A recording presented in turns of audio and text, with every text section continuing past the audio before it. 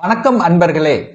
அஸ்ட்ரோசிரி channel வாயிலாக நான் உங்கள் அஸ்ட்ராலஜர் டாக்டர் சதீஷ். மீனம் ராசி அன்பர்களே, இந்த 2024 குரு பெயர்ச்சியால மிகப்பெரிய மாற்றங்கள், திருப்பங்கள், உங்களுடைய முயற்சிகள் பலிதமாக கூடிய தன்மை, நிறைய பாக்கியங்கள் அனுபவிக்கக்கூடிய, லாபங்கள் பெருகக்கூடிய ஒரு நல்ல ராசி தான் இந்த மீன ராசி அப்படின்னு சொல்லணும். ஏன்னா குரு பகவான் 3ஆம் இடத்தில் வந்து அமர்கிறார். 3ஆம் இடம் என்பது முயற்சி ஸ்தானம், தைரிய வீரியத்தை கொடுக்கக்கூடிய அமைப்பு அல்லவா? அப்ப எதையும் செய்யலாம், எதையும் சாதிக்கலாம் என்கின்ற உத்வேகத்தை தரக்கூடிய ஒரு பயிற்சியாக உங்களுக்கு அமைகிறது. அப்போ 3ஆம் இடம் என்பது புகழை தரக்கூடிய இடம். அப்போ உங்களுக்கு நீங்கள் செய்யக்கூடிய தொழிலாக இருந்தாலும் வேலையாக இருந்தாலும் உங்களுக்கு ஒரு புகழ், அங்கீகாரம், நீங்கள் யார் என்று சமூகத்துக்கு சொல்லக்கூடிய தன்மை. ஸோ அதனால நீங்கள் செய்யக்கூடிய வேலையினால புகழை அடையக்கூடிய ஒரு நல்ல வருடமாக உங்களுக்கு அமைகிறது. அந்த குரு பகவானும் பார்த்தீங்கன்னா எங்க உட்கார்ந்திருக்கார் அப்படின்னா சுக்கிரனுடைய வீட்டில் உட்கார்ந்திருக்கார். அப்போ கலைத்துறையில இருக்கக்கூடியவர்களுக்கு சாதிக்கக்கூடிய ஒரு நல்ல வருடமாக அமைகிறது. அதுவும் பர்டிகுலரா சொல்ல போனா இசை சம்பந்தப்பட்ட துறையில், மியூசிக் சம்பந்தப்பட்ட துறையில், திரைப்பட துறையில் இருக்கின்றவர்களுக்கு சாதனை புரியக்கூடிய ஒரு நல்ல வருடமாக அமைகிறது. புதிய புதிய ஒப்பந்தங்கள் கிடைக்கும். அரசின் மூலமாக ஒப்பந்தங்கள் கிடைக்கக்கூடிய தன்மை, கலைத்துறையில் புதிய ஒப்பந்தங்கள் கிடைக்கக்கூடிய தன்மை, அதே சமயத்தில் அசையும் அசையா சொத்துக்கள் பத்திர பதிவு இந்த காலகட்டம் உங்களுக்கு நிச்சயமாக நடக்கும். அப்ப என்ன பண்ணுவீங்க? ஒரு வீடு வாங்குவீங்க, ஒரு இடம் வாங்கக்கூடிய யோகங்களை கொண்ட ஒரு குரு பயிற்சியாக அமைகிறது இந்த மீனராசி என்பவர்களுக்கு. அதே சமயத்தில் அந்த குரு பகவான் தனது 5ஆம் பார்வையாக 7ஆம் இடத்தை பார்க்கிறார். அப்ப திருமண தடை இருந்து கொண்டிருந்தது கடந்த வருடத்தில் பார்த்தீங்கன்னா, ஆனா இப்போ அந்த 7ஆம் இடத்தை பார்க்கிறார். உங்களுடைய ராசிநாதனான சொல்லக்கூடியவனும் அந்த குரு பார்த்தால் கோடி நன்மை என்று சொல்வார்களே. சோ அந்த வகையில் 7ஆம் இடத்தை பார்த்து புனிதப்படுத்துவதனால திருமணம் சார்ந்த சுப காரியங்கள் உங்களுக்கோ உங்க குடும்ப உறுப்பினருக்கோ நடக்கக்கூடிய நிகழ்வுகளை ஏற்படுத்தும். அதே சமயத்தில் கணவன் மனைவி 2 பேரும் செட்டில் ஆகக்கூடிய தன்மை ஏற்படுத்தும். கணவனாலையும் அல்லது மனைவியாலையும் உங்களுக்கு வரக்கூடிய சொத்துக்களினுடைய சேர்க்கை என்பதும் இந்த காலகட்டம் உங்களுக்கு இருக்கிறது. அதே சமயத்தில் கூட்டு தொழிலில் இருந்து அதுல சின்ன சின்ன பிரச்சனையாக இருந்துகின்றவர்களுக்கெல்லாம் அந்த கூட்டு தொழில் இருக்கக்கூடிய பிரச்சனைகள் விலகக்கூடிய ஒரு நல்ல காலகட்டம். கூட்டு தொழிலின் மூலமாக நல்ல லாபங்கள் பெறக்கூடிய தன்மையும் இந்த காலகட்டம் உங்களுக்கு சிறப்பாக இருக்கிறது. சமூகத்தில் பார்த்தீங்கன்னா நற்பெயர் கிடைக்கக்கூடிய தன்மை, சமூகத்தில் ஈடுபாடு இருக்கும், சமூகத்தில் உங்களுக்கு அங்கீகாரம் கிடைக்கக்கூடிய தன்மைகள் இந்த காலகட்டத்தில் இருக்கிறது. பெரிய மனிதர்களினுடைய தொடர்புகளை ஏற்படுத்தும்.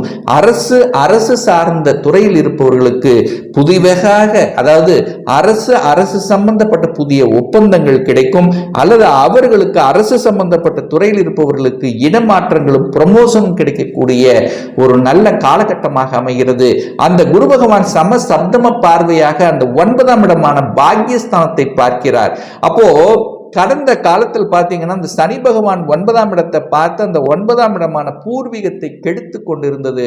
ஆனா இப்போ உங்க ராசிநாதன் அந்த 9ஆம் இடத்தை பார்க்கறதுனால பூர்வீகம் செல்லக்கூடிய தன்மை, பூர்வீகம் சார்ந்த விஷயத்தில் இருந்து வந்த பிரச்சனைகள், பாக பிரச்சனை, சொத்து பிரச்சனை, அண்ணன் தம்பி அக்கா தங்கச்சிக்குள்ள இருந்து வந்த பிரச்சனைகள், இது எல்லாமே விலகக்கூடிய ஒரு நல்ல காலகட்டமாக அமைகிறது. அப்போ பாக்கியங்கள் பெருகக்கூடிய தன்மை. அப்போ கடந்த காலத்தில் எந்த பாக்கியம் நமக்கு கிடைக்கலையே என்று ஏங்கி தவித்துக் கொண்டிருந்தவர்களுக்கு நல்ல பல பாக்கியங்கள். என்ன பாக்கியம்? குழந்தை பாக்கியம் இல்லையா? நிச்சயமா இந்த வருடத்தில் ஒரு மழலை சத்தம் உங்க குடும்பத்தில் கேட்கக்கூடிய வாய்ப்புகள், சந்தர்ப்பங்கள் மிகுதியாக இருக்கிறது. தன பாக்கியம் கிடைக்கலையா? நல்ல உழைப்பு போட்ட அந்த உழைப்பு கேட்ட ஊதியம் கிடைக்கலையே, எனக்கு ஒரு பதவி கிடைக்கலையே, ஒரு ப்ரமோஷன் கிடைக்கலையே, ஆனா தொழிலை விரிவுபடுத்த முடியலையே. ஸோ இந்த மாதிரி இருக்கின்றவர்களுக்கு எல்லாமே இப்போ லாபஸ்தானத்தை அந்த குரு பார்க்கிறதுனால தன காரகன் என்று சொல்லக்கூடிய குரு பகவான், 10ஆம் அதிபதி என்று சொல்லக்கூடிய அந்த குரு பகவான் 11ஆம் இடத்தை பார்க்கிறார். அப்ப 11ஆம் இடம் என்பது லாபத்தை கொடுக்கக்கூடிய அமைப்பு அல்லவா? அப்ப இந்த வருடம் உங்களுக்கு லாபத்தை தரக்கூடிய ஒரு நல்ல வருடம். பணம் கிடைக்கும். பணம் எந்த வழி, நீ எந்த தொழில் இருந்தாலும் அந்த தொழில் மூலமாக லாபத்தை அனுபவிக்கக்கூடிய தன்மை, அதுவும் குறிப்பாக சொல்லிக் கொடுத்தல், போதனைகளை செய்வது, இந்த மாதிரி தன்னுடைய பேச்சு அறிவை வச்சு செய்யக்கூடிய தொழில்கள் மூலமாக ஒரு நல்ல வருமானத்தை பெற்று தரக்கூடிய அமைப்பு. அப்ப குரு 10ஆம் அதிபதியாக இருக்கிறதுனால அந்த போதனைகளை செய்வது, சட்டம், நீதித்துறை, வங்கி சார்ந்த விஷயங்கள், தங்கம் சார்ந்த துறையில் இருக்கின்றவர்களுக்கும் கூடுதல் வளர்ச்சி பெறக்கூடிய ஒரு நல்ல வருடமாக உங்களுக்கு அமைகிறது. அப்போ அந்த 2ஆம் இடத்தை சனி பார்க்கறதுனால என்ன, குடும்பம் சார்ந்த விஷயத்துல மட்டும் நீங்க கொஞ்சம் விட்டு கொடுத்து அனுசரணையோட செல்லணும் அப்படிங்கிறத மையத்தில் வச்சுக்கோங்க. ஏன்னா உங்க ராசிலேயே ராகு இருக்கார். அப்ப சர்ப்ப கிரகங்களுடைய தொடர்பு இருக்கிறதுனால நிச்சயமாக, அதாவது கணவன் மனைவி உங்களுக்குள்ளே பிரச்சனை வருதோ இல்லையோ, மற்றவர்களுடைய குறுக்கீடு, குடும்ப உறுப்பினர்களின் குறுக்கீடு அல்லது அந்நியர்களுடைய குறுக்கீடு உங்க குடும்பம் சார்ந்த விஷயத்தில் வரும். ஆனா அது வராம பார்த்து கொள்வதும், நீங்க மற்றவர்களின் விஷயத்தில் தலையிடாமல் இருப்பதுமே சால சிறந்தது என்பதை ஞாபகத்தில் வைத்துக் கொள்ளுங்கள். ஏன்னா அந்த சனி பகவான் 12ஆம் இடத்திலிருந்து இப்போ உங்களுக்கு 7.5 சனியில விரைய சனியாக இருந்து அந்த சனி பகவான் குடும்பஸ்தானத்தை பார்க்கறதுனால குடும்பத்தில் குழப்பத்தை விளைவிக்கக்கூடிய தன்மை இருக்கிறதுனால குடும்பம் சார்ந்த விஷயத்தில் கொஞ்சம் கவனம், எச்சரிக்கையாகவும், கணவன் மனைவி சார்ந்த விஷயத்தில் கொஞ்சம் விட்டு கொடுத்து அனுசரணையோட செல்லணுங்கிறதையும் ஞாபகத்தில் வைத்துக் கொள்ளுங்கள். அந்த 2ஆம் இடம் என்பது வாக்குஸ்தான அதிபதி அல்லவா. அப்போ நீங்கள் எதை வாக்கு கொடுக்கணுமோ அதை மட்டும் நீங்கள் கொடுக்கணும். தேவையில்லாமல் கொடுத்தீங்கன்னா அதுல பிரச்சனை உருவாக்கக்கூடிய தன்மையும் உங்களுக்கு ஏற்படுத்தி விடும் அப்படிங்கிறதையும் ஞாபகத்தில் வைத்துக் கொள்ளுங்கள். அதே சமயத்தில் பணம் கையாளுகின்ற விஷயத்துல கரெக்டா இருந்துக்குங்க. ஏன்னா தனஸ்தானத்தை பார்க்கிறார் அல்லவா. அப்ப சனி 2ஆம் இடத்தை, தனத்தை எங்கேயாவது ஒரு இடத்துல கெடுக்கணும். அப்போ முன்பின் தெரியாதவர் நம்பி பணத்தை கொடுக்க வேண்டாம். தான் தொழிலை ஆரம்பிக்கிறேன், இதில் போட்டால் அதிக வட்டி கிடைக்கும், நான் இன்னொரு தொழிலை ஆரம்பிக்கிறேன், ஒரு கூட்டு தொழிலை செஞ்சு நீங்களும் வந்து சேர்ந்துக்குங்க, இந்த மாதிரி ஆசை வார்த்தை சொல்லி நம்பி செய்யக்கூடிய விஷயத்துக்கு இன்வால்வ் ஆக வேண்டாம். ஏன்னா அடுத்த வருடம் பார்க்கும்போது, அதாவது அடுத்த 2025 பார்த்தீங்கன்னா உங்களுடைய சனி பகவான் உங்க லக்னம் ராசியிலே வந்து உட்கார்ந்து 7.5 சனி ஜென்ம சனியாக இருக்கக்கூடிய அந்த காலகட்டத்தில் நீங்கள் நினைச்சது எல்லாமே தப்பா போயிடும். அப்போ தொழிலை ஆரம்பிக்கணும் அப்படின்னு அந்த ஆசைகள் இருந்தா கூட நல்ல அலசி ஆராய்ந்து பார்க்கணுங்கிறதை மட்டும் ஞாபகத்தில் வைத்துக் கொள்ளுங்கள். ஆனா இந்த வருடம் உங்களுக்கு பெரிய பாதிப்பு ஏற்படுத்த போவதில்லை. பட் அடுத்த வருடம் உங்களுக்கு குழப்பத்தையும் ஒரு பிரச்சனையும் கொடுப்பதற்கு வாய்ப்பு இருக்கு. ஸோ அதற்கு அச்சாணி அடித்தளம் போட வேண்டாம் அப்படிங்கிறதையும் ஞாபகத்தில் வைத்துக் கொள்ளுங்கள். குழந்தை சார்ந்த விஷயங்கள், குழந்தை பிறப்பு சம்பந்தப்பட்ட விஷயத்தில் இருந்து வந்த தடைகள் அத்தனையும் விலகக்கூடிய தன்மை, எதிரி தொல்லைகள் நிச்சயமாக உங்களுக்கு இருக்கும். அந்த எதிரிகள் இனங்கண்டு கொண்டு அதற்கு தகுந்த மாதிரி செயலாற்றக்கூடிய தன்மைகளை கொடுக்கும். அதே சமயத்தில் வம்பு வழக்கு சம்பந்தப்பட்ட இந்த மாதிரியான விஷயத்துக்கு செல்லாமல் இருப்பதும் உங்களுக்கு சிறப்பை ஏற்படுத்தி கொடுக்கும்.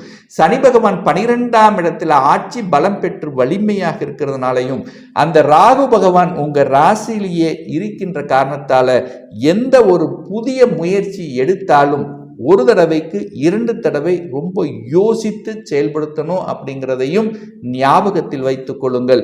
குருவின் மூலமாக உங்களுக்கு நற்பலன் நடக்க போகிறது. குருமார்களினுடைய ஆசீர்வாதம் கிடைக்க போகிறது. கடவுளினுடைய அனுகிரகம் உங்களுக்கு கிடைக்க போகிறது. தொழிலில் மேன்மை தரப்போகிறது. ஏன்னா தொழில் ஸ்தானத்தின் அதிபதி தான் அந்த குரு பகவான் அல்லவா. அப்போ அந்த குரு பகவான் 3ஆம் இடத்திலிருந்து பாக்கியஸ்தானத்தை பார்க்கிறார். ஒரு நல்ல பாக்கியம் உங்களுக்கு கிடைக்க பெறுகிறது அப்படிங்கிறதையும் நீங்கள் ஞாபகத்தில் வைத்துக் கொள்ளுங்கள். அதே சமயத்தில் வெளிநாட்டு சார்ந்த விஷயங்கள், அந்நிய மதத்தினர் மூலமாக சில பல நல்ல காரியங்கள், அதாவது ஒரு வெளிநாட்டு தொடர்புகளை உருவாக்கக்கூடிய தன்மைகள், வேலை அப்படின்னா வெளிநாட்டு வேலை என்பது உங்களுக்கு இருக்கக்கூடிய தன்மை. ஒரு சிலருக்கு பார்த்தீங்கன்னா இந்த இம்போர்ட் எக்ஸ்போர்ட், அதாவது வெளிநாட்டு தொடர்புகளை உருவாக்கக்கூடிய வாய்ப்புகளும் சந்தர்ப்பங்களும் இருக்கிறது. உங்க ராசிநாதன் குரு அங்கிறதுனால இந்த குரு பயிற்சியால ஒரு நல்ல யோகத்தையும் அதிர்ஷ்டத்தையும் பெறணும் அப்படின்னா ஒவ்வொரு வியாழக்கிழமை என்று தட்சிணாமூர்த்தியை சென்று வழிபடுவதும் அல்லது இந்த வருடத்தில் ஒரு முறையாவது திருச்செந்தூரில் இருக்கக்கூடிய முருகப்பெருமானை வழிபடுவதும் அனைத்து விதத்திலும் உங்களுக்கு நன்மையை ஏற்படுத்தி கொடுக்குங்கிறதுல எந்தவித மாற்று கருத்தும் கிடையாது.